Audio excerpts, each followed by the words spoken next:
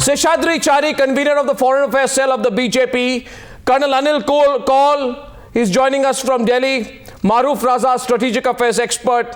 Former diplomat M.K. Bhadra Kumar. Shiv Shankar Mukherjee, former diplomat, also from Delhi.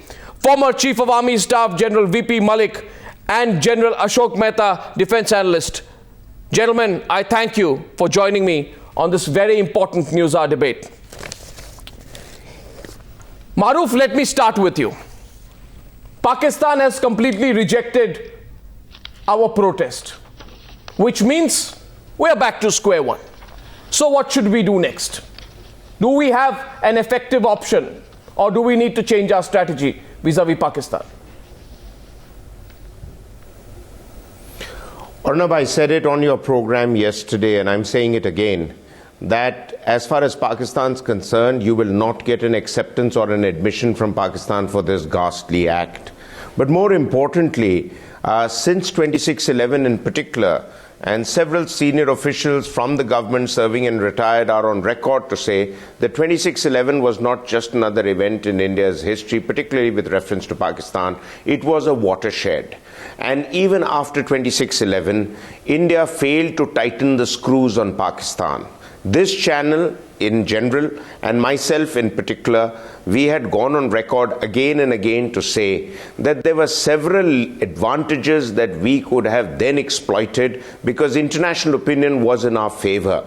Somehow this event, though much smaller in nature, this beheading of our soldiers, is again getting the international community to look at India-Pakistan relations closely. So herein lies another opportunity to go back to the drawing board and basically address the issue of how to deal with Pakistan. I'm sorry to say that the government then, it is this very own UPA-2 government, failed to exercise enough leverage on Pakistan. We could have told the international community, whose eyes are on India as a big market, that if you want favors from India, you want to do business in India, you want leverage in the Indian establishment and the market, then you have to choose whether to deal with India or Pakistan. True. We failed to isolate Pakistan then, giving thereby a message that India will bounce back in its own way and start dealing with Pakistan as though everything else is hunky-dory, and which is precisely, you've named a number of meetings that have taken place. Our government talks of building trust deficit and going over the trust deficit requirement vis-a-vis Pakistan. But quite frankly, the trust deficit's not going to go away because of these high-flying diplomatic meetings. Pakistan understands the language of power and strategic weight. We Precisely. have failed to exercise our strategic weight vis-a-vis Pakistan. So they cannot be firing on the LOC and Bollywood diplomacy or track-to diplomacy or any other kind of people-to-people milap and candle-burning sessions on the Wagah border. We've got to take a stand that India is a country, Indian sentiments are involved, and we have to do something more seriously. I think this government has failed to understand the pulse of the people of India. Opening up the debate, let me go to the other side. Let me go to Mr. Bhadra Kumar. Mr. Bhadra Kumar, we cannot follow this predictable pattern anymore. I'm sure as a diplomat, you would agree with me. This whole pattern, attack, provocation, and then duplicity by Pakistan. And then some interested group saying, oh, there is too much at stake. Let us not do anything which will jeopardize the peace process. Hasn't that become stale, Mr. Bhadra Kumar, now? Not just stale, but ineffective. Yes, of course. What we have in front of us is the final, is the last episode, and I do hope this is the last one, very last one, of a certain pattern of escalation of violence along the border with Pakistan. Now, it's quite clear to any of us that the momentum of the so-called dialogue had begun fizzling out. Prime Minister's visit is not taking place to Pakistan, and a number of so-called doable issues which India and Pakistan have been deliberating on, there has been no movement, and the dialogue has come to be all about so-called confidence-building measures. Now, in a situation of this kind, what we do need to do is to very coolly, logically go through the full range of motivations and intentions on the part of Pakistan if it is ratcheting up tensions. No, do you have any doubt that they are ratcheting up tensions? No, why do you add an if? Do you have any doubt that they are ratcheting up the tensions? I have no doubt whatsoever, because I don't think that we are such irrational people that we will kill our soldiers, our own soldiers, for propaganda purposes. Right. There are no two ways about it. Certainly there has been a ratcheting up of tensions. Great. Now, why is this happening? That needs to be very coolly, deliberately. That needs to be. No, why is it happening? You tell me your view. Why do you think it's happening? Yes. I think there are three reasons. One is, whatever might have been the Pakistani expectations out of this dialogue, there has been a very serious shortfall from their point of view. And the other side of it is that they have a feeling, rightly or wrongly, that India has taken undue advantage of it. Number two, Pakistan is no longer under pressure. No, undue advantage of it. No, what do you mean by what do you? No, let me finish. No, what do you mean by undue advantage? I can revisit. You see, if I do not present the whole thing, it doesn't make sense. That's why. Let me present it, and then we can revisit these points.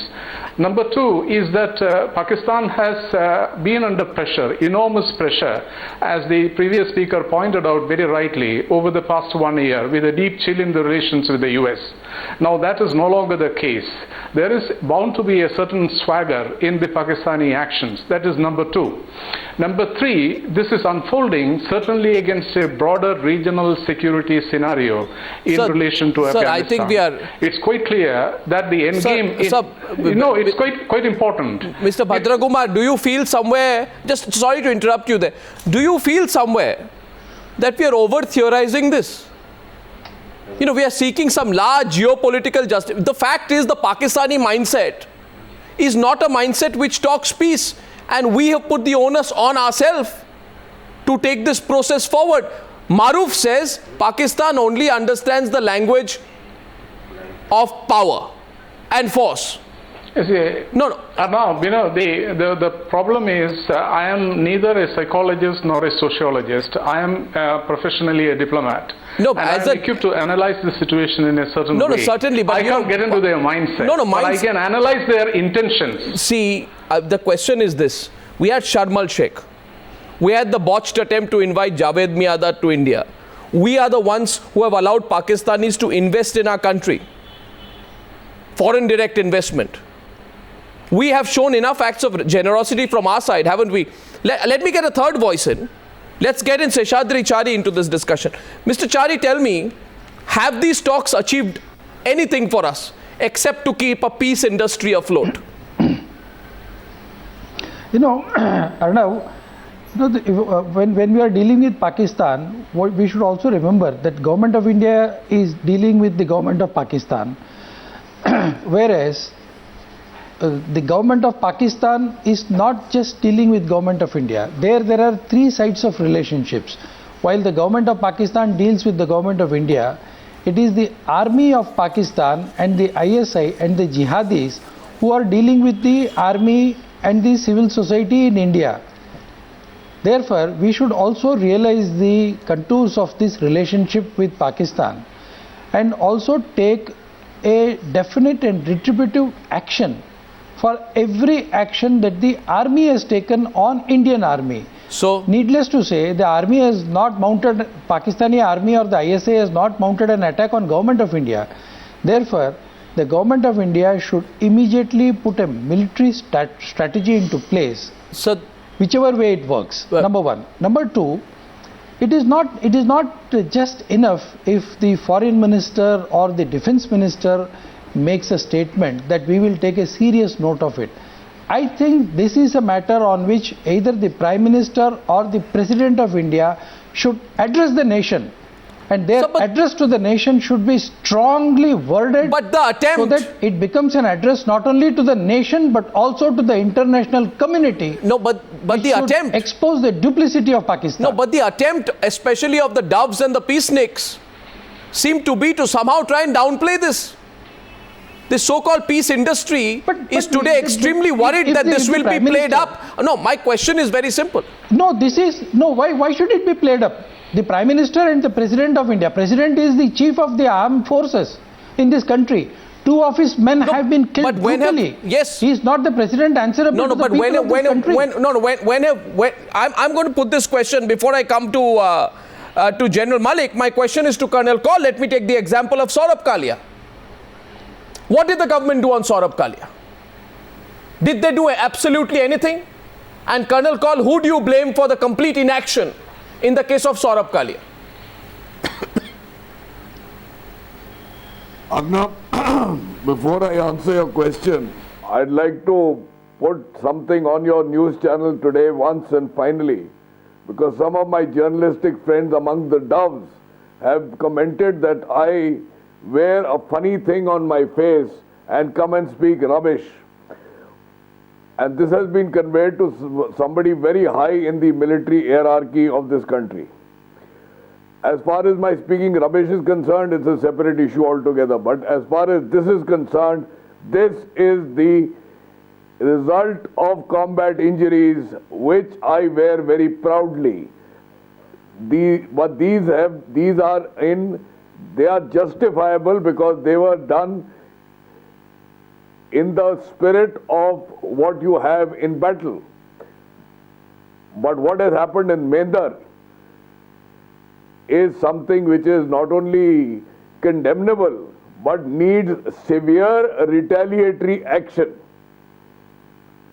The Mr. Sheshadri Chari and Mr. Radha Kumar are diplomats. Let them, they are paid to do diplomacy. Let them do the diplomacy in track 1 to 10 or Hollywood or Bollywood. Let the armed forces do what they are best meant to do. Let the local army commander take a decision and do what he has to do. Which is what? Which is going back and getting these chaps. You have identified the battalion. What is the reason why we are keeping our hands tied behind our back? The unwritten law, and General Malik or any other army officer on this show will agree with me, the general unwritten law on the LC is finders keepers. So why can't we go across and do the same thing? Because that is the only language they understand. But for that, the army has to be given some degree of a free hand. Colonel Malik, I want you to respond to Colonel Anil Kaul today, who says time for retaliation. Arnab, firstly, let us be very clear that at the policy level, politics, diplomacy and military, they cannot be separated. They have to work together. There is a feeling, very strong feeling in me, based on my own experience, and amongst many other retired chiefs and senior officers, that our Pakistan policy is not taking into account the situation on the ground, particularly the security situation along the line of control. And that is happening because there is inadequate interaction between the military and our political leadership. Even today, I was quite surprised that the incident of yesterday, it was reported to the Prime Minister not by the army chief or the service chiefs together, but by whom? The NSA and the Defense Secretary. My own experience of 3 years as an army chief was that whenever such an incident took place, the CCS met. We went to the CCS, we explained the whole thing, in which the Foreign Minister, the whole CCS, including the External Affairs Minister, they were all sitting there. What kind of a disconnect is this? So unless you sort out your own systems and make sure that your diplomacy, your politics and your military, they go hand in hand and not separated, you will have a problem like this. Sir, may I ask you something? May I ask you something? Yes. Sir, one sec. Platitudes. One sec. What did you say, Colonel Kaul? I said again, platitudes. Let the army chief, the former army chief say, tell his army commander, go ahead and sort them out. Why can't he do it? Who's stopping him? There is no diplomacy or government sanction required on the LC at all. It's a self-imposed exile that you have placed on self कि हम are या पार, आप पार नहीं जाएंगे.